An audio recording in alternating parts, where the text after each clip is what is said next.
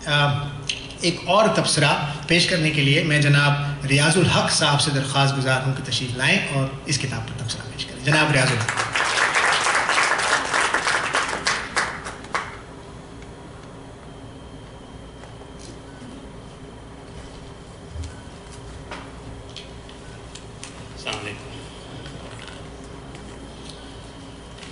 تو سفر نامے تو آپ نے پرابیبلی بہت سارے پڑھے ہوں گے، بہت سارے لکھے جاتے ہیں، لیکن ایک خاص بات جو سفر ناموں میں سب میں ہوتی ہے وہ یہ ہے کہ جو سفر کرنے والا ہے، جو لکھ رہا ہے، وہ سب کچھ آپ اس کا جو سفر نامہ پڑھتے ہیں تو اس کی آنکھوں سے دیکھتے ہیں.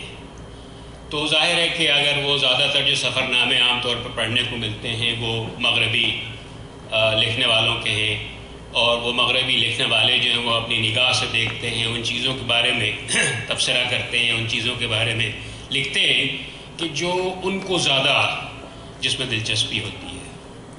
تو ایک خاص بات ہمارے دوسری بات یہ ہے کہ زیادہ تر انگریزی میں لکھے جاتے ہیں. تو ایک خاص بات یہ ہمارے سمندور صاحب کی یہ ہے کہ انہوں نے نہ صرف یہ تو اردو میں لکھا ہے بلکہ جو کچھ دیکھا ہے وہ ایک پاکستانی کی نگاہوں سے اس کو دیکھا ہے. اچھا، اس سے پہلے ایک اور کتاب انہوں نے لکھی تھی ابھی حال ہی میں جو میں نے پڑھی، اس کا نام تھا گرین ابن بطوطہ. تو اس میں بھی خاص بات میں نے دیکھی وہ انگریزی میں تھی. تو ایک چیز جو میں نے اس میں دیکھی کہ مثلاً انہوں نے پاکستانی نقطہ نظر سے لکھی تھی. ایک بات تو یہ لکھی کہ بھئی ان کا جو گرین کیا پاسپورٹ ہے جس کو بہت برا بھلا کہا جاتا ہے کہ یار اس سے کہاں جاؤ گے، کوئی بھی تمہیں نہیں حکومت دے گا. زیادہ تر دنیا ان کا کہنا یہ ہے کہ انہوں نے اس اپنے گرین پاسپورٹ ہی پر سفر کیا دنیا کا.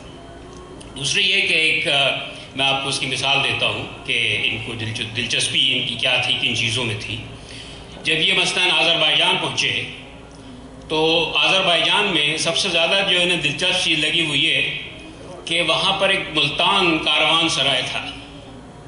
اچھا، جب انہوں نے دیکھا کہ ملتان کا نام تو ان کو فوراً تجسس ہوا کہ بھئی یہ ملتان یہاں کہاں سے آ گیا. تو یہ جا کے انہوں نے باقاعدہ اس کی یہ تحقیق کی، معلوم کیا کہ کیا ہے یہ.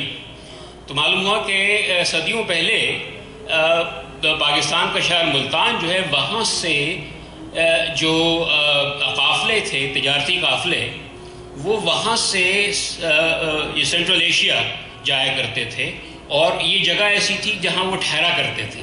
تو اس کا نام انہوں نے ملتان کاروان سرائے رکھا ہوا تھا.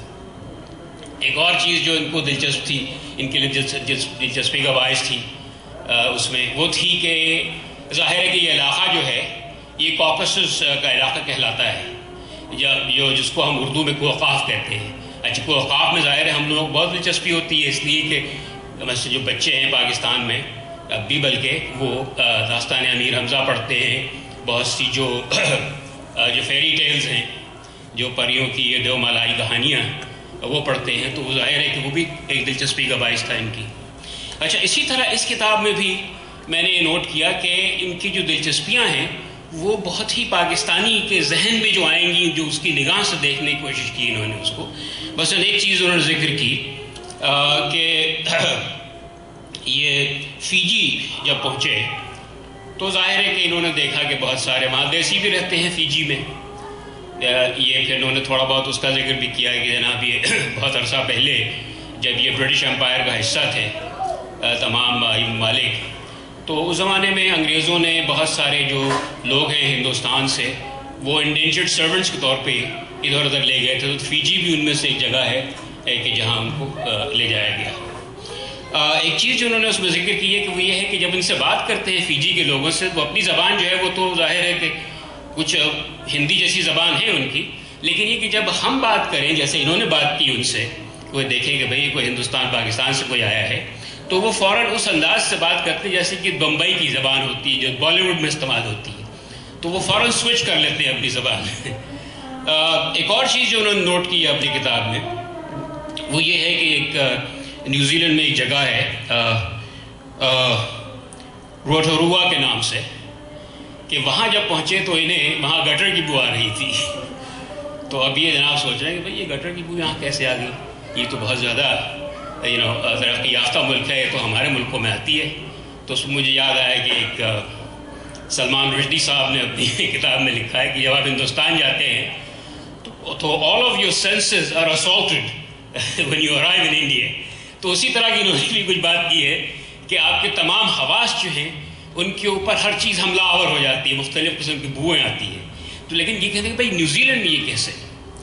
تو پھر جب انہوں نے آگے اور ریسرچ کی معلوم ہوا کہ بھائی وہ علاقہ جو ہے وہ ایسا علاقہ ہے کہ جہاں سلفر سپرنگز ہیں، گندک کے چشمے ہیں، وہاں پانی جو نکلتا ہے اس میں بہت بڑی مقدار میں گندک ہوتی ہے، تو اس میں ہائیڈروجن سلفائڈ وغیرہ کی بو آتی ہے.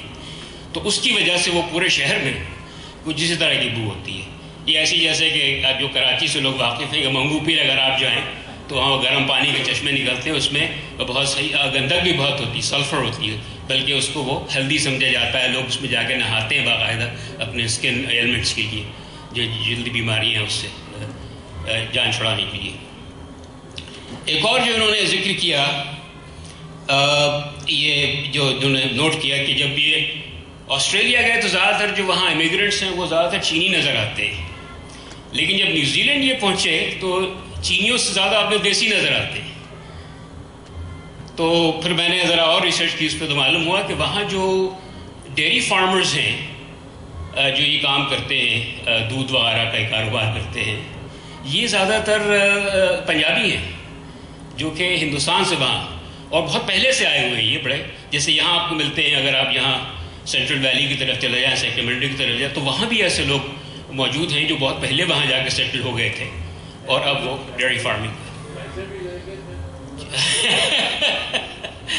پتہ نہیں. میرے خیال میں بھینس کا جو ہے خاص بات یہ ہے کہ میرے خیال بھینس کا جو دودھ وغیرہ ہے وہ ہمارے علاقے میں زیادہ استعمال ہوتا ہے. دنیا میں اور جگہ عام طور پہ گائے کا دودھ جو ہے وہ زیادہ. اچھا، ایک اور چیز انہوں نے جو اس میں لکھی ہے اپنی کتاب میں، وہ ظاہر ہے کہ کیونکہ ان کی دلچسپی تھی، پاکستان کی نظر سے دیکھ رہے تھے دنیا کو یہ، تو وہاں پر سڈنی میں ان کو ہزارہ لوگ مل گئے اور وہ کچھ ایسے لوگ تھے کہ جو پاکستان سے نکل کے آئے تھے. تو انہوں نے معلوم کرنے کے لیے آپ لوگ کیسے آئے، تو معلوم ہوا کہ جو بہت سے ہیومن اسمگلرز ہیں، ایجنٹس ہیں، وہ وہاں سے دنیا بھر سے لوگوں کو لے کے آتے ہیں وہاں جو ایلیگل امیگریشن کا پروسیس ہے اس میں. تو پھر انہوں نے جناب جا کے ریسرچ کی کہ بھئی یہ کیسے آئے، کہاں سے آئے. تو معلوم ہوا کہ وہ جو پاکستان سے جو ایجنٹس ہیں وہ وہاں سے لوگوں کو سری لنکا لے کے جاتے ہیں، سری لنکا سے پھر وہ لوگوں کو انڈونیشیا لے کے جاتے ہیں، اور پھر انڈونیشیا سے وہ کسی طریقے سے آسٹریلیا تک پہنچتے ہیں. تو وہاں ان کو کافی لوگ مل گیا، بلکہ انہوں نے ہزارہ ٹاؤن کا ذکر کیا ہے اپنی کتاب میں. پھر ایک اور جو دلچسپ انہوں نے کالا پانی کی بات کی ہے. اب آپ کو معلوم ہے کہ ہمارے علاقے میں جب انگریزوں کا راج تھا تو وہ کیا کرتے تھے، اگر کسی کو وہ سزا دینی ہوتی تھی انہیں تو وہ کہتے تھے بھئی کالا پانی ہو گیا اس کو. اچھا، کالا پانی ہمارے وہاں پہ اس لحاظ سے جو جزیرے تھے وہ انڈمان تھے یا نیکوبار آئیلینڈ، وہاں پر وہ ان کو بھیج دیا کرتے تھے سزا کے طور پہ. تو اسی طرح جو انگریزوں کا جو کالا پانی تھا جو انگلینڈ سے بھیجتے تھے وہ آسٹریلیا بھیجتے تھے. تو ایک طرح سے آسٹریلیا جو ہے وہ ایک طرح سے کانویکس کالونی تھی ان کی، کہ جتنے جرائم پیشہ لوگ تھے ان کو وہ سزا دینے کے لیے انگلینڈ سے آسٹریلیا میں. تو آسٹریلیا کا ایک اور ذہن میں یہ بھی آتا ہے، بلکہ اگر آپ کہیں آپ تو برا مانتے ہیں اگر ان کا بھائی تو یہ کانویکس کالونی. اور جب یہ انگلینڈ اور آسٹریلیا میں جب آپس میں جب میچ ہوتے ہیں، کرکٹ کی ریولری ہے ان کی آپس میں، تو وہ ایک بار کسی انگلینڈ کے کیپٹن نے کہہ دیا تھا بھائی دیز آر بنچ کانویکس. تو اس پر بڑے ناراض ہوئے تھے جو آسٹریلیا کے جو پلیئرز ہیں. اچھا، ایک اور بڑی انٹرسٹنگ بات انہوں نے لکھی کہ جو ناردرن ہیمسفیئر میں اگر آپ نیویگیشن کرتے ہیں، آپ کو راستہ اپنا ڈھونڈنا ہوتا ہے. یہ پرانی بات ہے، اب تو خیر جی پی ایس وغیرہ سب آ گیا، لیکن جی پی ایس سے پہلے آپ کو معلوم نہیں ہوتا کہ کس سمت میں جا رہے ہیں، خاص طور پہ اگر آپ سیلرز وغیرہ ہیں تو نارتھ میں تو وہ نارتھ اسٹار یوز کرتے تھے، یہ شمالی ستارہ سب سے زیادہ جو چمکنے والا ستارہ ہے. اچھا، ساؤتھ میں تو وہ نظر نہیں آتا، سدرن ہیمسفیئر میں کوئی ناردرن اسٹار نہیں دیکھ سکتے آپ. لیکن وہاں اس کے بجائے یہ چیز مجھے معلوم نہیں تھی، یہ کتاب پڑھنے سے معلوم ہوئی کہ یہ سدرن کراس ایک اسٹار ہے، وہ اس کو یوز کرتے ہیں اپنا راستہ ڈھونڈنے کے لیے، نیویگیشن کے پرپسز کے لیے. تو یہ کتاب جو ہے بہت اس سے آپ کے علم میں بھی اضافہ ہوگا اگر آپ پڑھیں گے. بہت دلچسپ واقعات بھی ہیں اس میں. تو I highly recommend this book. This is a very well written book. Congratulations.